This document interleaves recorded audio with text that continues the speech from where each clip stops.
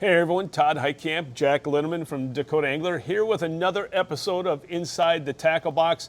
We've had a number of people come up and say how much they've enjoyed these episodes, and we're grateful that you're watching. And I'm grateful to your mom and dad. They're some of your biggest fans. They like all of your videos. So how many more members of the Linneman family can we count on liking these videos? We only got a couple more that we can count on, but we'll see what we can get. So. I bet your grandpa's going to be one of the biggest fans too. He's, I think he tunes in most every time. So.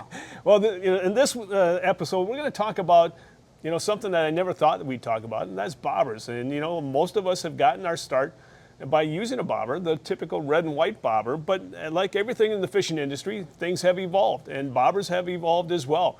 And people now are using bobbers with their forward-facing sonar. They call it power corking. They also call it bobber scoping. Yep. So again, different names for the same thing, but we're going to talk about some of the things that you can use, some of the equipment that you can use when you're thinking about using a bobber with your forward-facing sonar. So the first things we're going to talk about is the rod itself. There are a number of different rods out there that you could use one way or the other, but there are rods that are made specifically with this technique in mind. For sure. There's a few different things that you want to look for when you're purchasing, a rod that you want to use specifically for bobbers. My personal favorite is going to be the 2B sharpshooter. It's going to be an 8-foot medium moderate rod. It gives you a little bit more length than your typical rod. That just allows for easier casts when you're using live bait. You don't fling it off near as easily. And then on top of that, you also get a little bit easier sweeping hook sets. It's a different sort of hook set where you may be sweeping your rod along rather than setting a real aggressive hook set like you maybe have with jigs and swim baits or something like that.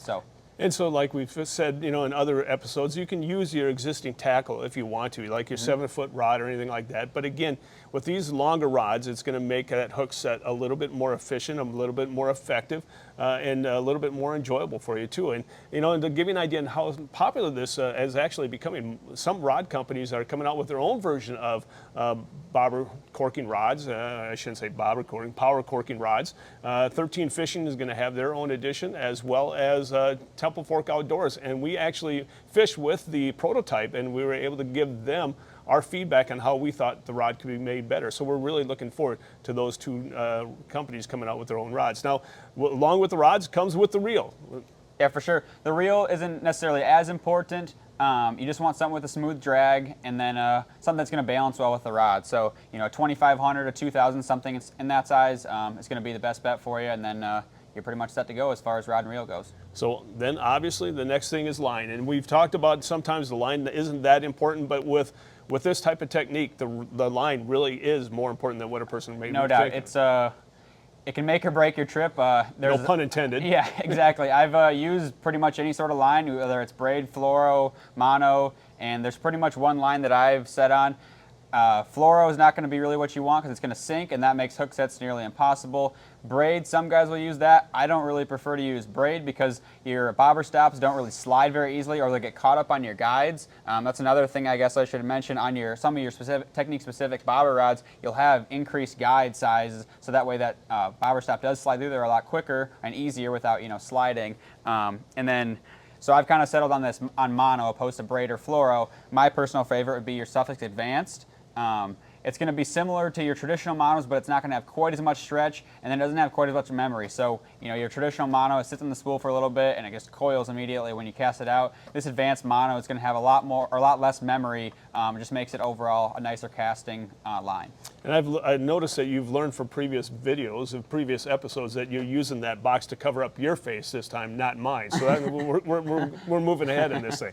Now the next thing, obviously, let's talk about the bobbers. There's, we've talked about the red and white bobber. We've talked about all the different types of bobbers, but there are now bobbers specifically with this technique in mind. For sure. No, you want to make sure that it's a bobber that not only is easy to see, stands up straight, whatever kind of weight you have on it, but also it casts really well. So that's kind of the new craze with any sort of bobber that's coming out. I can show you guys a couple here that I've really enjoyed using.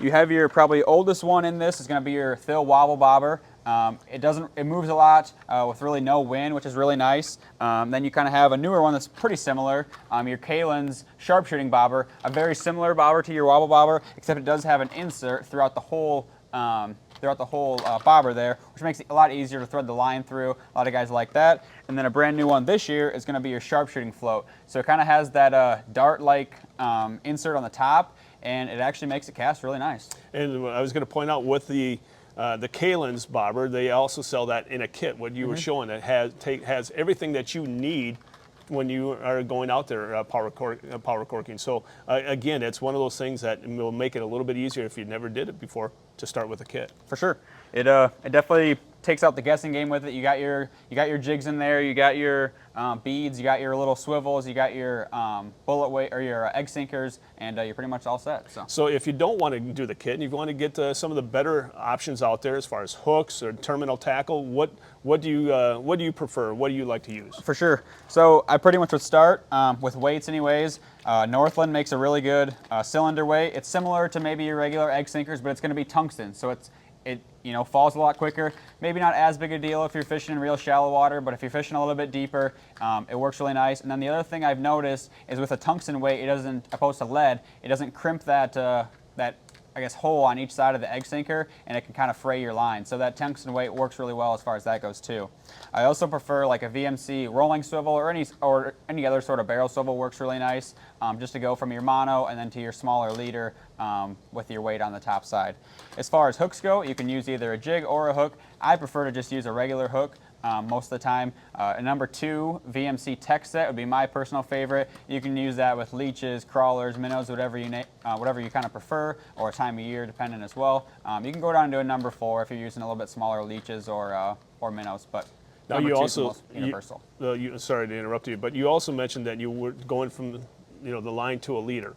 What type of leader, for line do you use? Do you go from a monofilament to a fluorocarbon, or what do you actually do? Yeah, so I'll run that Suffolk Advance as my main line, like I had mentioned earlier, and then I'll run anywhere from, I'd say like an 18 to a 24-inch leader, that being like 8-pound fluoro is my personal favorite. You want a decently long leader, that way the fish aren't seeing your swivel and your weight and all that sort of stuff, but if you get it too long, it makes it a lot harder to cast because that swivel is obviously not going through your guide. So that's exactly right. Now the advantage of this is that you can put the bait or your jig right in front of the fish's mouth. I mean, right in the strike zone for to really watch your forward-facing sonar to see really how the fish are reacting to it. But the advantage of this is that you can drop it right where you want it. Exactly. There's no better bait to get in front of a fish's face for the longest period of time, especially whether you're fishing weed lines or maybe some flooded trees or rock piles. I mean, you can fly a swim bait past them and swim it past them, but some days they're just not aggressive enough, and they just want something that's going to sit in their face for long enough until they eat it. And a bobber is probably the most effective way to do that. So you no longer have to be ashamed to say that you use bobbers when you're fishing, because you've caught some of your bigger fish using this technique. You see many pros doing it on the circuit as well. It is using today's technology and also utilizing some of years past technology as far as the bobbers are concerned. So again, if you have any questions about what we talked about today, we're talking about bobber scoping or power, I can never say it, power bobber, power corking, easy for you to say 20 times fast. But if you have more questions about it, don't hesitate to stop on by.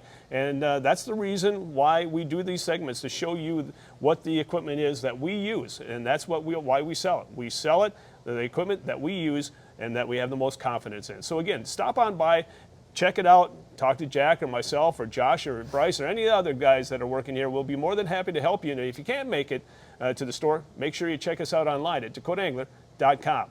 We'll see you at the next episode.